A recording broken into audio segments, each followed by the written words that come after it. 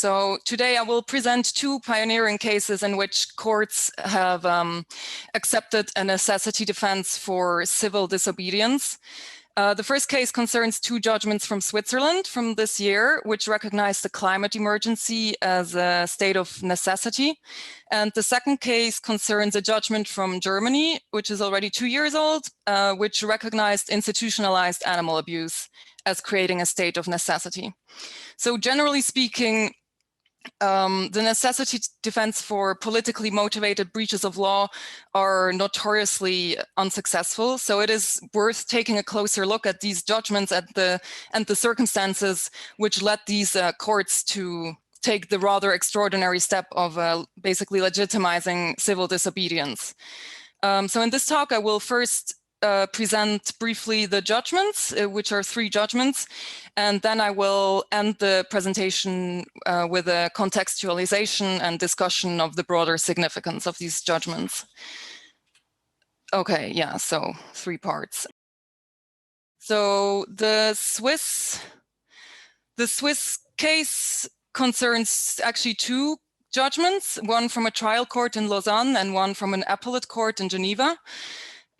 So these 2 courts made international headlines this year for acquitting climate activists on the grounds of a state of necessity. Both these cases concerned unlawful protests against the fossil fuel investments of Credit Suisse, which is the Swiss bank with the worst CO2 record.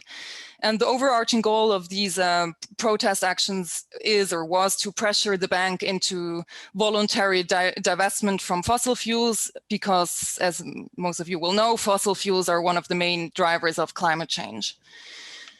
So in the Lausanne case, 12 activists were charged with trespassing after staging a symbolic game of tennis in a branch of the bank Credit Suisse. You can see on this picture the kind of protest action that this was. And in a judgment of 13 January 2020, the trial court in Lausanne held that the defendants' actions were justified by a state of necessity. So generally, under Swiss criminal law, a justification of necessity requires the following elements. First, there needs to be a danger to a legal interest, and this interest needs to be an individual rather than a collective interest. This danger needs to be imminent, and there needs to be a subsidiarity of means, in that the danger cannot be averted by other means, by legal means. And finally, there needs to be a proportionality, in that the protected interest is of higher value than the violated interest. So in this case, the court affirmed that climate change poses a danger to the health and life of the young activists. The court further noted that in order to avert the foreseeable climate catastrophe and to limit global warming to the IPCC recommended 1.5 degrees Celsius threshold, immediate action must be taken now. So in this sense, the court held that the danger was imminent because the present decade is basically the last possible time window within which effective measures can be taken to combat the worst effects of climate change. The court further observed that the current urgency is exacerbated by the fact that Switzerland is not on track to reach its Paris Agreement goals due to the insufficient measures taken by the Swiss government. So then finally, the key issue to be examined by the court was the subsidiarity of means, meaning whether violating the law was necessary because no other legal or milder options were available. The court considered 4 hypothetical alternatives, all of which it deemed futile in the present case. So the first alternative would have been a lawful demonstration in front of the bank on public ground. And the court held that such a demonstration would have likely not been authorized. And at any rate, it would certainly not have attracted the same kind of media attention, which is necessary to pressure the bank. The second alternative would have been formal correspondence with the bank, and this path had actually been exhausted by the activists as well as other NGOs, but to no avail because the bank had never even responded to these inquiries. The third option was ordinary political means. So in general, political activists are required to use the broad range of political means that are available in the direct democraticians or even popular initiatives. However, in this case, the court held that the ordinary political process has so far proven slow and ineffective with regard to climate change and does not afford a suitable alternative in the face of the progressing climate emergency. And then fourth, ordinary judicial means. The court noted that even though there is a legal framework for fighting climate change, it is at present not sufficiently respected or enforced, and furthermore, not enforceable by the activists themselves. So for these reasons, the court concluded that there were no legal alternatives available to the activists and that their actions were therefore justified by a state of necessity. However, as you can imagine, this judgment was appealed and was later reversed by the appellate court, which denied the existence of a state of necessity.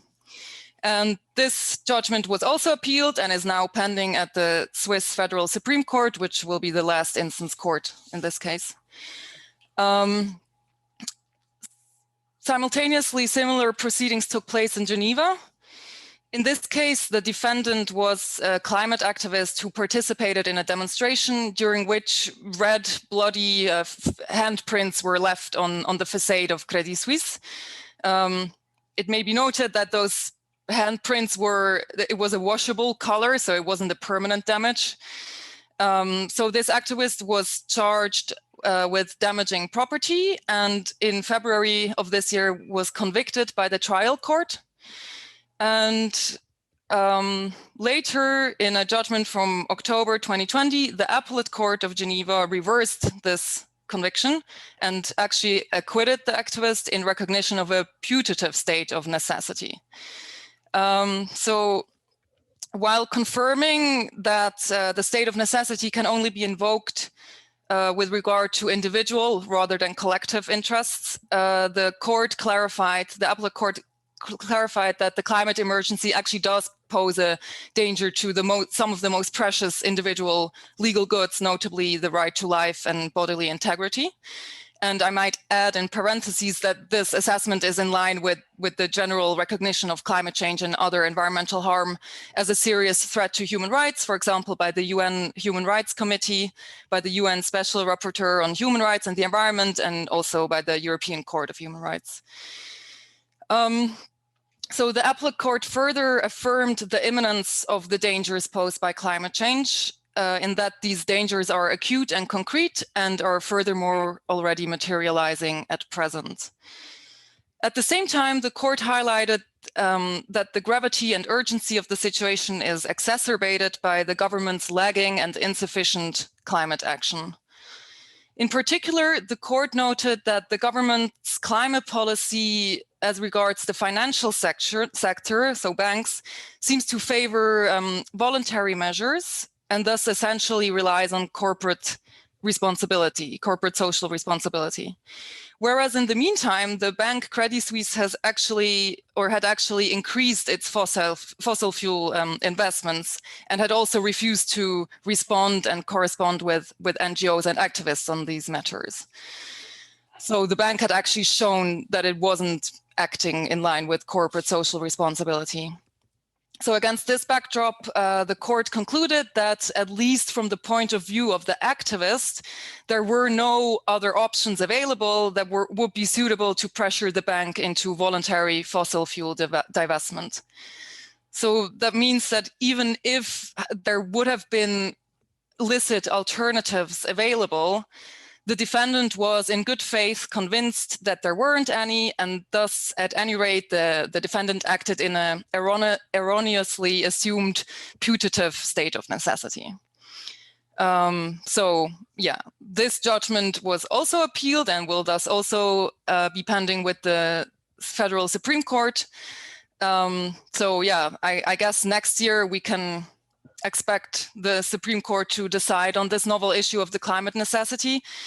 In the past, the Supreme Court has declined to accept a necessity defense for environmental activists. But the last judgment is, I think, already 10 or more years ago. So it remains to be seen whether the highest court in Switzerland will adapt its jurisprudence to the new reality of the climate emergency.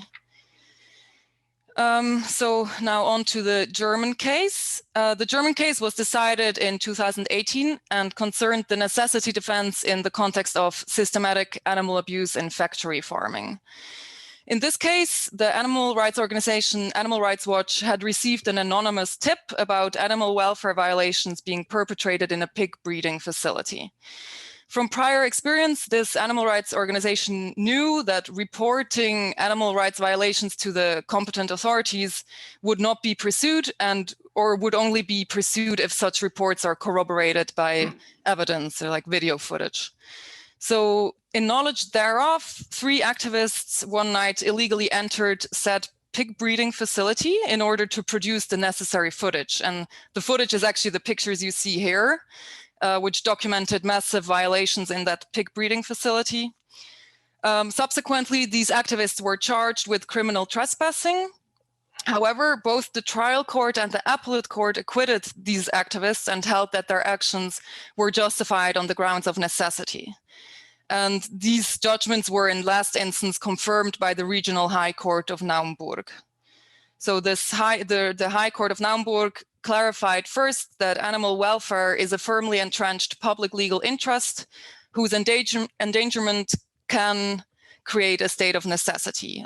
It is ein notstandsfähiges Rechtsgut. The court further held that the massive violations perpetrated in that pig breeding facility constituted a present and enduring danger to the legal good of animal welfare. And finally, the court also held that this danger could not have been averted by other milder means. This is because even though, generally speaking, it would be the task of public authorities to investigate crimes and to obtain evidence, engaging the authorities in this particular case would have been futile. Notably, the relevant authorities in this area already had prior knowledge of these violations and failed to act on this knowledge and even covered it up. And this seems to be a quite common problem in this field, that the competent authorities will not act on known violations. So considering this, the court concluded that due to the state's inaction, the activists' actions were actually necessary and justified in order to protect the legal good of animal welfare. Okay, so now contextualization and discussion. So in essence, both the Swiss and the German courts in these cases have advanced novel and highly controversial necessity defenses for climate and animal activism. Prima facie, these judgments might strike us as a judicial activism that somewhat overstretches the notion of necessity. One obvious concern is that such precedents may hand down basically a judicial seal of approval for activists to take justice into their own hands and thus kind of promote a kind of private vigilantism.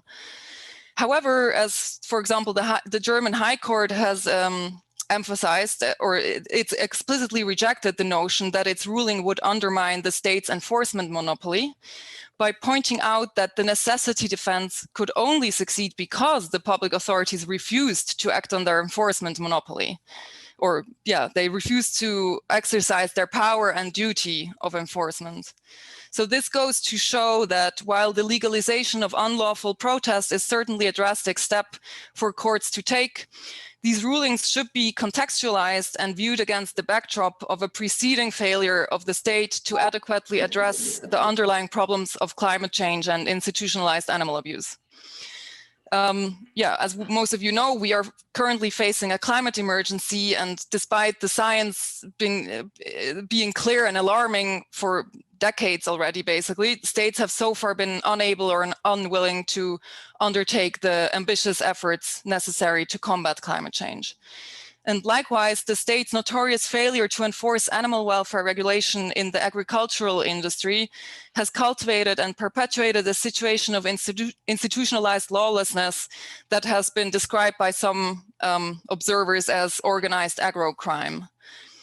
So rather than judicial activism, these judgments are actually a necessary and appropriate judicial reaction to state inaction. In both cases, it was a persistent pattern of state inaction that triggered acts of civil disobedience and that created a state of necessity in the first place. And the courts have essentially stepped in to compensate for this legislative and executive failure.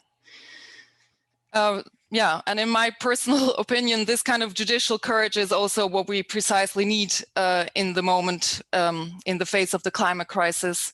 And it can only be hoped that it will translate to more political and corporate accountability and responsibility. Thank you.